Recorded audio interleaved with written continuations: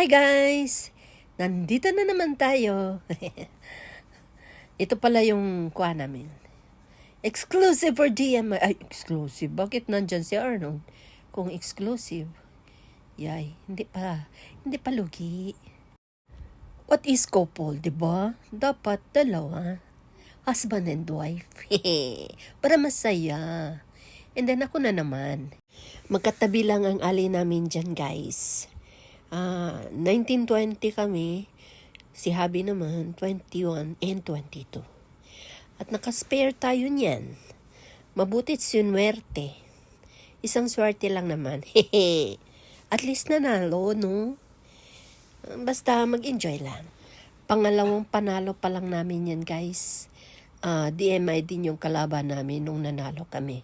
Pag mga Casey ang kalaban namin, minsan lang kami mananalo. Palaging talo.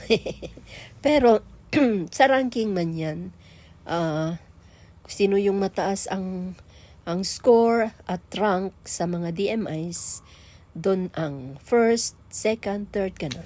Ganun ang ranking.